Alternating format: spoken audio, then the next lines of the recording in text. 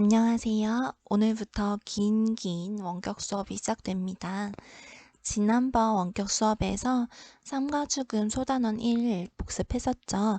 오늘은 이어서 2번, 3번 동시에 한번 복습해 볼게요. 죽음을 어떻게 생각해야 할까? 삶을 의미 있게 살아가기 위해 무엇을 해야 할까?입니다. 먼저 죽음입니다. 죽음이란 육체의 기능과 의식이 완전히 정지해 생명이 끊어지는 것을 의미합니다. 인간의 의지와 노력으로 어찌할 수 없는 한계 상황이라는 표현을 썼었죠. 한계 상황의 뜻은 여러분 교과서 날개에 있으니까 참고해 주세요. 다음은 동양에서 바라보는 죽음을 봤어요. 유교, 도가, 불교가 각각 죽음에 대해 어떻게 이야기하는지 다 기억나시죠? 서양에서는 플라톤, 에피쿠로스, 그리스도교 함께 봤었습니다. 우리 이 부분 마지막으로 교과서 통해서 한 번 더 점검하겠습니다. 동양에서 바라보는 죽음부터 볼게요. 먼저 유교에서는 죽음이란 개인의 생명이 다하는 것일 뿐 가족의 생명은 자손을 통해 계속 이어진다고 했었어요. 그리고 죽음 이후의 세계에 관심을 가지는 것보다 현실 세계에서 인간의 도리를 다하는 것을 강조했습니다. 다음으로 도가는 태어남과 죽음을 계절의 순환처럼 자연스러운 과정으로 보았습니다. 그래서 죽음은 슬퍼할 것이 아니다 라고 얘기를 했습니다. 대표적으로 장자가 있었죠. 그리고 불교에서는 윤회설, 인간은 죽으면 이 세상에서 지은 업에 따라서 다른 세계에서 다시 태어난다고 했어요. 이 다른 세계에서 다시 태어나는 걸 윤회라고 하고요. 불교는 수행을 통해 해탈의 경지에 이르면 더 이상 죽지 않고 죽음의 괴로움에서 벗어날 수 있다고 했습니다. 그래서 불교는 죽음을 고통으로 봅니다. 다음 서양입니다. 플라톤은 죽음이란 영혼이 육체라는 감옥에서 해방되는 것이라고 했어요. 그렇다는 건 육체가 죽은 후에도 영혼은 존재한다는 거죠. 다음으로 에피쿠로스.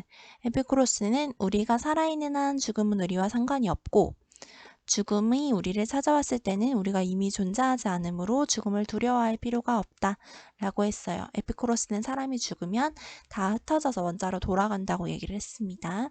마지막으로 그리스도교. 그리스도교에서는 죽음은 끝이 아니고 인간은 사후에 부활해 천국에서 영원한 삶을 산다 라고 이야기를 합니다. 그리스도교도 사후세계를 인정을 하는 거죠. 자, 그러면 우리는 죽음을 어떻게 대해야 할까요? 죽음을 대하는 바람직한 태도는 죽음을 두려워하기보다는 평정심을 지니고 초연하고 담담하게 받아들이며 하루하루의 삶을 소중하게 살도록 노력해야 합니다. 또한 다른 사람의 죽음을 경건한 마음으로 애도하며 죽음의 의미를 되새겨보는 태도도 필요합니다. 세 번째 단원으로 갈게요.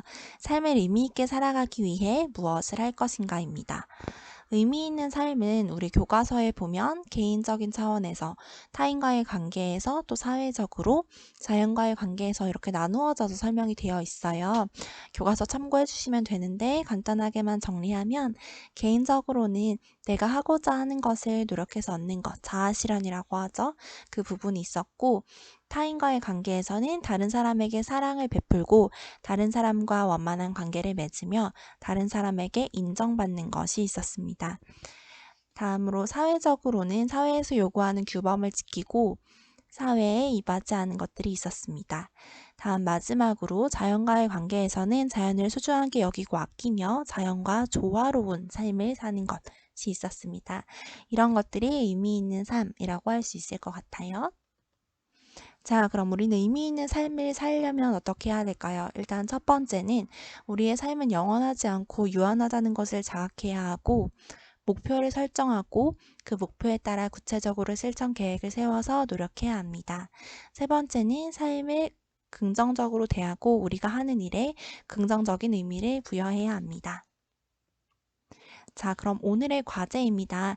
여러분 이미 1, 2에 대해서는 퀴즈도 많이 풀어보고 했는데 세 번째 단원과 관련돼서는 내용을 많이 다루지 않았었어요. 그래서 교과서 186쪽부터 189쪽에 해당하는 소단원 3과 관련된 퀴즈 3가지 풀어서 제출하는 게 오늘의 과제입니다. 꼼꼼하게 읽어보고 잘 작성해서 제출해주세요. 선생님이 잘 챙겨가라고 이야기는 했었지만 그래도 혹시 교과서가 없다면 디지털 교과서를 활용해 보세요. 여러분 구글 설문 키면 여기 이북 링크 있으니까 그거 활용하면 되겠습니다. 궁금한 점은 오픈 채팅방 또는 카카오톡 채널로 연락 주시면 되고요. 오늘도 열심히 잘했고 다음 시간에 만납시다. 영상 끄고 까먹지 말고 지금 바로 퀴즈 풀어서 제출해 주세요. 3번 문항은 의미 있는 삶이 어떤 삶인지와 관련한 문제였죠. 그래서 지금 여기 보이는 187페이지에 의미 있는 삶 부분 보면 다 풀 수 있어요. 아까 우리 살펴봤듯이 개인적, 다른 사람과의 관계, 사회적, 자연과의 관계 이렇게 4개로 나눠져서 있고요. 아랫부분도 힌트가 될 것 같습니다. 자기가 하는 일이 의미가 있더라도 그 일이 사회규범과 어긋난다면 그것은 진정으로 의미 있는 삶이라고 하기 어렵다. 문장 보이죠? 여기서 힌트를 얻고 여러분 퀴즈 잘 풀었으면 좋겠어요. 자, 그럼 두 번째 문항의 힌트 보겠습니다. 두 번째 문항은 의미 있는 삶을 살기 위해 여러분이 할 수 있는 일이죠. 거창한 노력이 필요하다고 생각하지만 일상 속의 작은 일부터 시작할 수 있대요. 여러분이 할 수 있는 일상적인 일들 쓰면 될 텐데 어디서 힌트를 얻을 수 있냐면 188쪽 여기 부분들 목표를 설정하고 실천하는 것. 이것도 방법이 여러 가지가 나와요. 나의 적성과 욕구에 맞는 의미 있는 일이 무엇인지 찾고, 내가 추구하는 일이 사회 규범이나 사회가 요청하는 역할과 조화를 이루는지도 검토해 보아야 하고, 마지막으로 내가 세운 목표가 타당하다면 구체적인 계획을 세우고 목표를 실천하기 위해 적극적으로 노력하라고 나옵니다. 다음은 긍정적 의미 부여. 의미 있는 삶을 살기 위해서는 무엇을 하는지도 중요하지만 그 일을 어떻게 대하는지도 중요하다라는 내용이 나옵니다. 자, 마지막 세 번째, 서유구의 삶에 대해서 나오죠. 그건 이 부분 꼼꼼하게 읽으면서 여러분이 직접 찾아보면 될 것 같아요. 과제 기다리고 있을게요.